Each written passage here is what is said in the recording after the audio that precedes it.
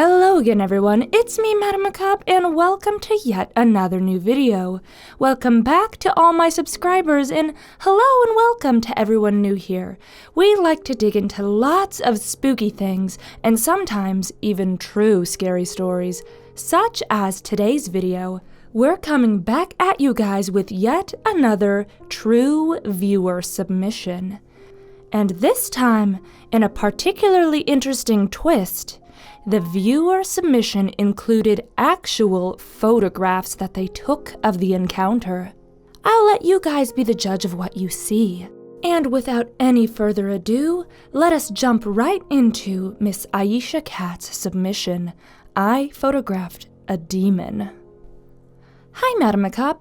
I've been watching your channel for over a year now and really love your work. You're one of the few people I actually trust when you relay your many encounters. I've experienced a ton of stuff over the past few years, but I'll keep my weirdest experiences down to just one night. I was visiting my husband's family in a different town. I should let you know that this town is built on top of a large native battleground. It is the site of multiple small-scale massacres between the natives and the invading whites, and even a small German incarceration camp from during World War II that sits right on the outskirts of said town. So naturally, it goes to say that this town was freaky as all get out, and both me and my husband hated going there. This night, I was with my husband, then boyfriend at the time, and his friend. We were super restless and up late. Somehow, we got into the topic of the supernatural and naturally decided to go ghost hunting. This town has multiple haunted places, but we decided to keep our adventure down to 3 graveyards and my husband's old high school. We went to 2 different graveyards first, but honestly nothing happened. I guess the only really weird thing was that there was a noticeable temperature drop when you stepped onto the grounds, almost as though there was a literal ice wall around it that got worse the farther in you went. Other than that though, nothing weird happened. That's when we decided to go to his old high school. He told me about multiple entities that were notorious there. For example, there was supposedly a boy who would jump from the top of the building, shadow people, and a demon boy who would stand at the front door staring at people. My husband told me all about how he and his friends had once been outright chased by a shadow person while they were walking past the school in the middle of the night.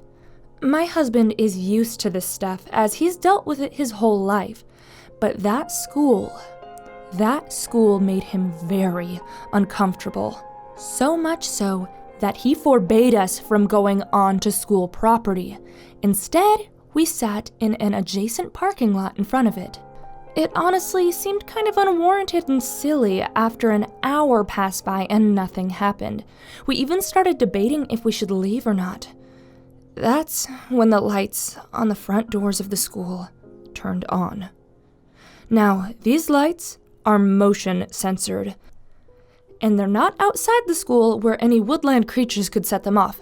No, these were inside the school, farther down the hall, so nothing outside could have triggered them. So, upon seeing this, we decided to stay a little longer after all. We waited on bated breaths for something to happen. But, as happens in real life, nothing happened and they eventually turned back off. However, a few minutes later, they turned on again. This time, however, something was different. This time, there was a figure very clearly standing in the doorway, looking at us. All 3 of us could see it. I was hoping that it was just a weird shadow or something, but it would move a little and fade in and out like a strange mist.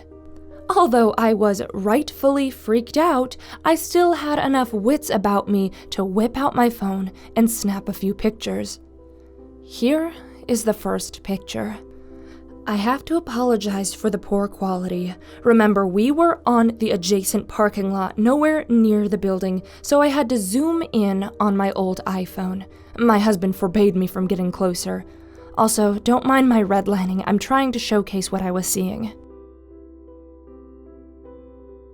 And now, let's take a look at a zoomed-in version where you can see what I believe to be is a face. Now here's another picture where you can sort of see what I was talking about when I mentioned it beginning to fade like a mist. Now, the really creepy thing is, if you look closely, you can see that there are still darker spots in the shape of a face that are in the same location as the other picture.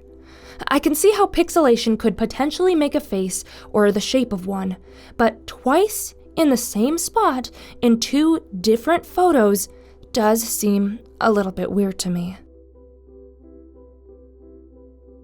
It would fade out and then the lights would automatically turn off after a few minutes. Then, a few minutes later, the lights would turn back on and there it would be again. We watched it do this repeatedly for another hour before finally we decided to give up on it and head out to the last graveyard. This next part gets flat out weird, like we were in the Twilight Zone. As we were driving to the third graveyard, our friend suddenly freaked out, shouting that a cloud appeared above the graveyard out of nowhere. He insisted that there was a singular cloud in the sky that was very low, but also very tall, which hovered directly above the graveyard. Naturally, my husband and I didn't believe him. We got to the graveyard and started wandering around. It was pretty creepy. There was a low-lying mist around random parts that would wisp in and out. As we walked in there was a lamp near the church which started flickering. As we got closer, it started to get dimmer and dimmer. We'd stop moving, and the flickering would stop. Then we'd walk closer again, and it would begin flickering and dimming once again. Then it went completely out. We thought this was weird to begin with, but it got stranger when we started to walk away, and it burst back into light. Yes, again, this could be just another coincidence having to do with weird wiring or a dying light bulb. But still, that doesn't explain the strangeness of the timing multiple times. All things considered, this was just really creepy and a good excuse as any to head on our way out. After all, we had had plenty enough of freezing our butts off and, well, just generally being creeped out. So we decided to take our leave. That's when I looked up as we were leaving and noticed the cloud, the one my husband's friend had mentioned. It was real, and it was still there. We got in our car as we pulled out, and I looked back up at it one more time, only to find myself looking at stars. No joke, this couldn't have been more than 5 seconds passing from me having looked up and seen the thing, and suddenly it was gone without a trace. At this, my husband and I freaked out, and our friend gave us a smug, "I told you so" expression. I have literally no idea what it could have been or what could have caused it. Let me be entirely clear. There was no wind that night, almost eerily still. So no wind to blow it away. And mind you, this cloud was almost unnaturally thick and fluffy looking for that night sky. So I'll be honest, I cannot figure out how it could disappear or even appear in the first place so quickly. Yes, I know this sounds ridiculous, being frightened by a cloud. Yes, I was sober. And yes, if you had been there, it was freaky. All I know is, after my experiences that night unsettled me so deeply and left me feeling so vulnerable, I started to genuinely become interested in religion for the first time, which ultimately led me to a better path. So I am now feeling a little safer from this kind of stuff. But, oh man, was that strange. I still don't know what to think of any of it. Any thoughts on what could cause that? I've looked through the internet and can't find anything. I have tons more stories if you ever want me to share more. That town, there's something off about it. And even my husband's old family home, we believe to be haunted, with things like red orbs and spirits capable of semi-communication. Anyway, thanks for reading. Lots of love, Aisha Cat. Okay, so there are a couple different things I'm going to give my thoughts on. First of all, we have the photographs from the school incident. Now, I've stated this in past videos, and I will continue to state this into the future. I personally tend to have trouble with spotting things in photos unless it is right there punching you in the face like some of the better known photos. That being said, I won't immediately write things off just because I personally struggle unless I'm spoon-fed. Now, from what I could personally see in the photos, there definitely does seem to be some sort of silhouette there in the door, and it is pretty freaky that it would appear and disappear as the lights were going on and off and it wasn't there at all times. This is made even more eerie by the fact that it was a long-standing urban legend about there being a little demon child that did exactly what you witnessed. Now, that being said, I may not necessarily lean towards calling it a demon. To me, it feels more like it's a mischievous, possibly negative spirit. I mean, let's be honest, if it's been at that school for generations and hasn't seriously messed some people up by now, it's not a very good demon. But as far as that bit goes, that's really the extent of my personal thoughts. I think I'm going to leave it up to the audience to give their thoughts, because I know there are some people who are much better at isolating and looking into photos than I am. And with that, I will jump into the next thing I wanted to share my thoughts on. That strange cloud you were trying to figure out what it was. Now, when you mentioned this at first at the beginning of the story, I didn't really have any ideas, but as you mentioned going into the cemetery and seeing strange mist appearing here and there and swirling rapidly, now I can't say for sure because the big giant pillar cloud above the cemetery is a little bit breaking from formula, but it makes me think it could be related to ectoplasm, aka ectomist or a ghostly mist. Ghostly mists or ectoplasm are usually a white, gray, or even sometimes black, unnatural mist that often swirls and moves quickly in a very unnatural way. Oftentimes, it's found hovering several feet off the ground.